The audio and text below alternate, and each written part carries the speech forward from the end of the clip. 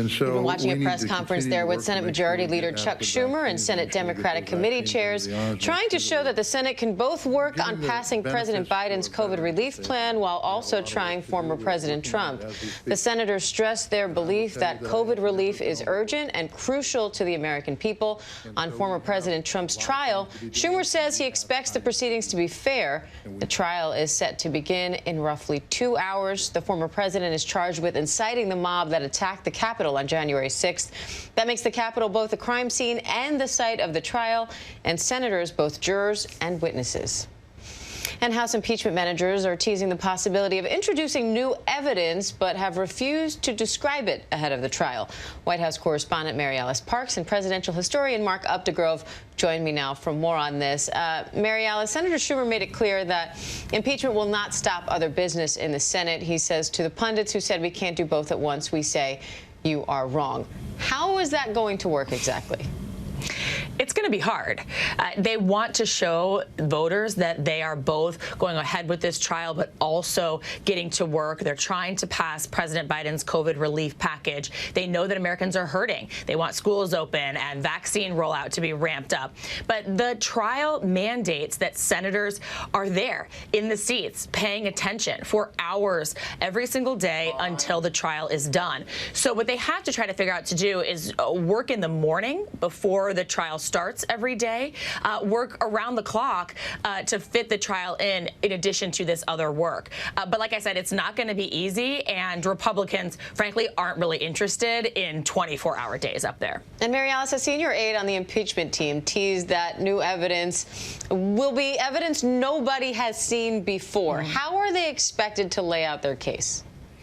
Yeah, senior aides up there said that Democrats are going to show a violent criminal-style prosecution. They don't want to have a trial that's slow, that's frankly boring, that's a lot of legalese and constitutional sort of law debates. They want to look at the video. They want to look at that really shocking evidence that the country watched in real time and show that the sitting members of government felt like their lives were at risk, and that the highest, sort of most respected building in U.S. politics and the symbol of democracy in the country was under direct and violent threat.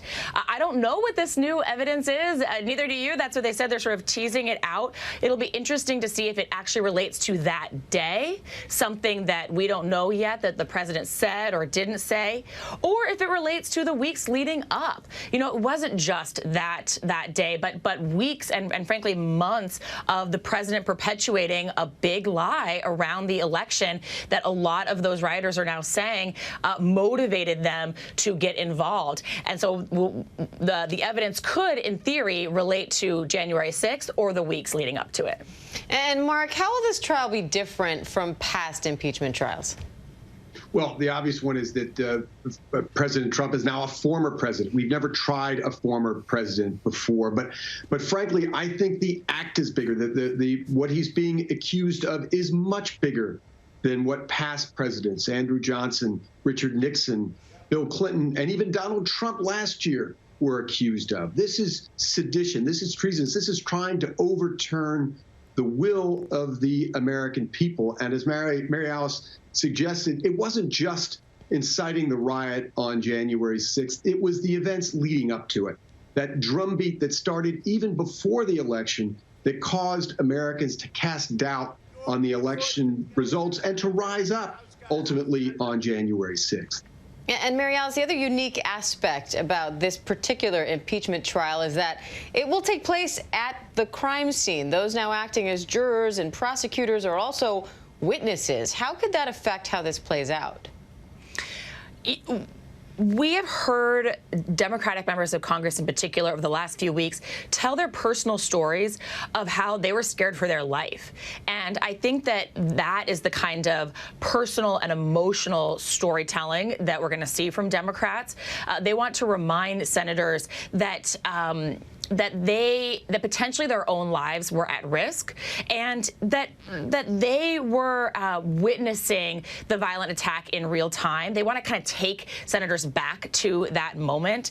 I think that they might be able to do that. Like you said, they were not just jurors, but they are witnesses. I think it's less likely that Democrats call their own witnesses and additional witnesses at this point because they feel like they have 100 witnesses sitting right there. And I think that the fact that the senators were there that day, and if Democrats can remind senators that they were sitting there that day, also gets to a point of what the rioters' intentions were. And that really gets the seriousness of the charges. That it wasn't just to create chaos, but the rioters were trying to stop the Electoral College vote from taking place. That's why senators were witnesses. That's why senators were there that day. They were confirming the Electoral College vote. And so I think that if Democrats can get senators back to what they were thinking and feeling that day, it's not only the emotional sort of pull, it's also to remind them of the seriousness of what occurred. And Mark, Republicans have warned that impeaching former presidents when a new party takes over is not a good precedent to set for a democracy. So how do you ensure that presidents are held accountable for actions toward the end of their last term without setting the kind of precedent that Republicans are now warning about? Well, I'm not sure that stands up. I mean, what you need to do is hold any government official accountable for his or her actions while in office, whether they're still in office or not.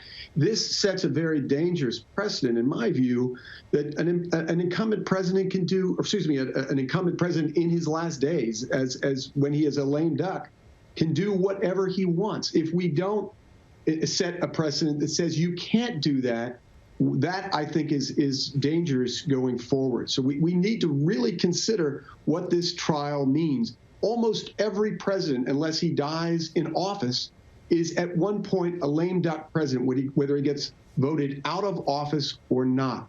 So you have to use this trial, in my view, as a means of saying you can't do whatever you want as a lame duck president. And in this case, I think there is a very solid grounds for having an impeachment trial. And Mary Alice, today's debate will focus on whether or not it's constitutional to hold a trial for a former president. What can we expect to hear? Yeah, exactly this debate. I think that Democrats are going to remind the senators, remind the American people that the president committed these acts that he's being charged with while he was in office, that the impeachment vote occurred in the House while he was in office. Yes, he was a lame duck president, as we were just talking about. He had been voted out. He was about to leave. But he hadn't conceded. He hadn't talked about the election as a free and fair election, though every expert in every court had found it to be so. This is a president who refused to attend the inauguration. And so I think that those are the sorts of sort of points of evidence that Democrats are going to be bringing up as they say, not only is this constitutional, but it is, in their words, a senior aide said today, it is common sense that this former president should still have to stand trial. And Mark, it's looking unlikely that enough Republicans will vote to convict former President Trump. Is that a sign of just a larger political stance, or does this show that he still has a strong hold over the GOP? Probably both. I mean, he is still politically radioactive, and Republicans know that.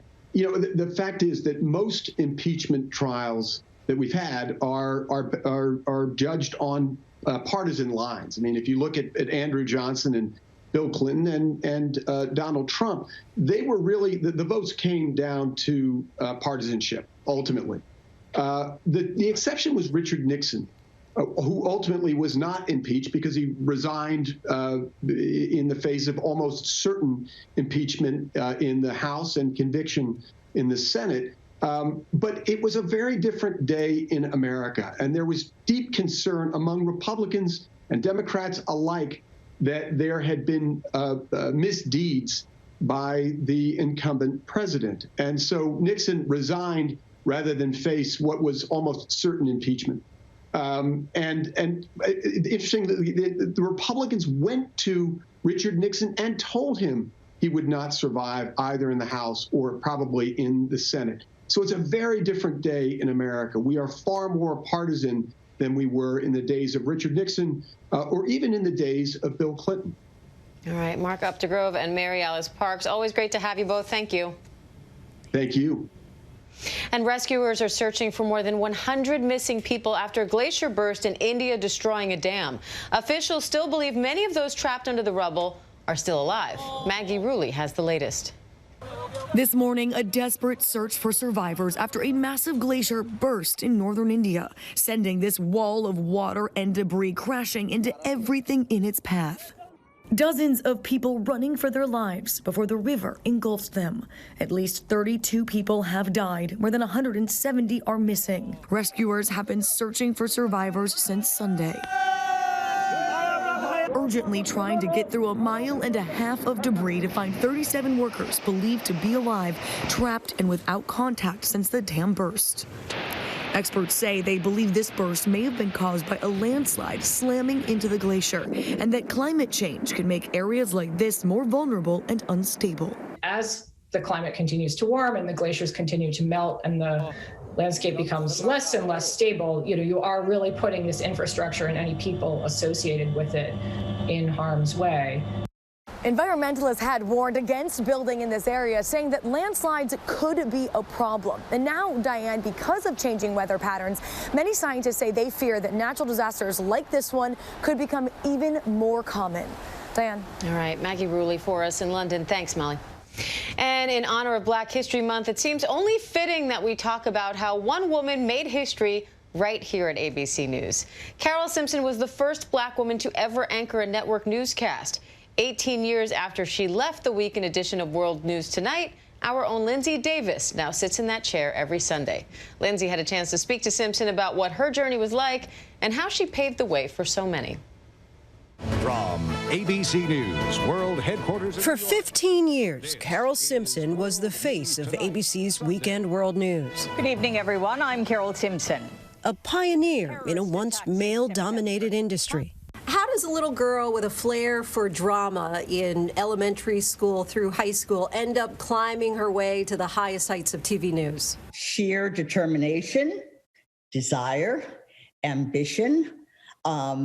I didn't know what I wanted to be until high school, when I was on the high school newspaper. And I liked the whole idea of asking people questions. And that she did. Simpson not only broke news, she broke barriers, shattering glass ceilings along the way. We have interrupted your programs this morning for what we believe is a very newsworthy event. Chicago's first Black female television reporter. Then, in 1988, the first Black woman to anchor any major network newscast. And later, the first woman of color to moderate a presidential debate. What are you going to do to get the guns off the street? I'm curious, for someone who's a pioneer like yourself, what your inspiration was. It was the negative, that everyone told me, no, I couldn't do this. And it was those no's that I refused to accept. And I would say, don't tell me no. I've prepared myself. I can do this, and I'm going to show you. You have said that you have faced 3 different forms of bias: race, age, and sex discrimination. What would you say has been the most pervasive and most difficult to surmount? People are surprised when I say it. It was sex discrimination. I suffered more discrimination because I was a woman than because I was Black. I always heard things like, women don't like to hear other women. Women can't be bosses because men will not take orders from a woman. Coming up next, repetitive. But she's also described being plagued by what she calls a double whammy, being a woman and being Black. I had one correspondent speak to me and said, I know how I could get an anchor job. All I have to do is put on some blackface and wear a skirt. And so it bothered me that there were lots of people that thought I only got the job because I was a Black woman, not because I might be talented, not because I might do the job well. And that was very hurtful. Undeterred, she covered some of the biggest stories of the 80s and 90s. This is the house where Mandela lived when he set up a secret military wing of the ANC. The Clarence Thomas, Anita Hill hearings, Oklahoma City bombing, the Senate impeachment trial of President Bill Clinton. You say that you can't understand why you've never been able to transcend race and gender and just be seen as a human being. Do you still feel that way? I do. I do, because it lasted my entire career, which was almost 40 years in journalism. I'm telling you, it was like clockwork. Every 6 months, there would be something to remind me that, hey, you're not Carol Simpson, an anchor for ABC News. You're a Black woman. And one of the incidents that occurred was going to a party for a correspondent who was leaving to do a tour of duty in Moscow. And I was already an anchor. I was already a national name. And I came into the room and people were all in there having cocktails and hors d'oeuvres. And I walked into the room and one of the executives looked at me and said, "Carol, where's your cap and apron? Aren't you going to serve?" And I just couldn't believe that I couldn't just be Carol. Why would he look at me and think I should be the maid and should be serving hors d'oeuvres? I'm curious to get your thoughts on this so-called racial reckoning that we're in now, especially considering that you covered the height of the civil rights movement and the assassination of Dr. King, the aftermath there. What do you feel is different about now? Or perhaps do you feel a lot is still unchanged? I think it's unchanged. I mean, just look at where we are now. We had this summer where everyone was, oh, yes, Black Lives Matter. Oh, Black people, we didn't know you were having all these problems. Why are we just now finding out you're having all these problems? And so then everybody was, oh, my God, people were selling things. Black Lives Matter, there's signs in shops and everything. So it looked like everybody was like getting it all of a sudden. But then we've got the Proud Boys and we've got the QAnon and we've got all kinds of racist things that are going on. We've had many more Black men killed since George Floyd was killed. And yet, do you hear any more about that? No. But I seriously don't think, I know not in my lifetime, I don't think in your lifetime, but once 2050 comes, I think it's expected that by that year, the country will be majority minority. There will be more minorities and women than there will be white men. So maybe by then, but no time soon. Now retired at 80 years old, Simpson has started a blog called Wise Old Woman. She says the views of older women are seldom heard in public discourse. And she writes on her website, this wise old woman has something to say. She certainly does. Well, I don't feel too old. And you certainly don't look too old. I mean, people are going to really question if you're really 80 years old. What would you like your legacy to be? I've thought about this. As you get older, you think about this. And I was the kind of person that was not just out for me. I never had anybody that helped me. So I decided I'm going to help other people. And I wanted more and more African-American women to come behind me. I wanted to, if I had to, knock over the obstacles and knock over the barriers and get people to take us seriously and realize that we are talented and that we are smart. And I then wanted that to make the way for people like you, Lindsay. I'm so proud of you. So I want my legacy to be that she made a difference.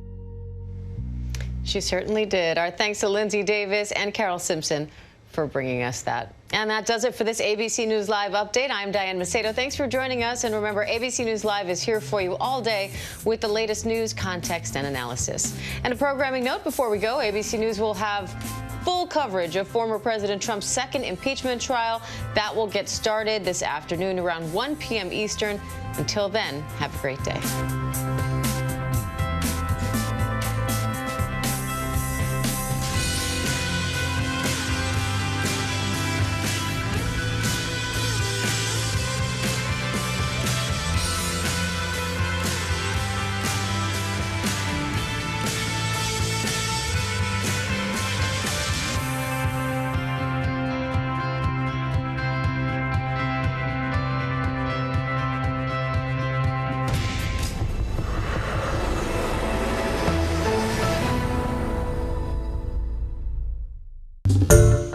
Hi, everyone. George Stephanopoulos here. Thanks for checking out the ABC News YouTube channel. If you'd like to get more videos, show highlights, and watch live event coverage, click on the right over here to subscribe to our channel. And don't forget to download the ABC News app for breaking news alerts. Thanks for watching.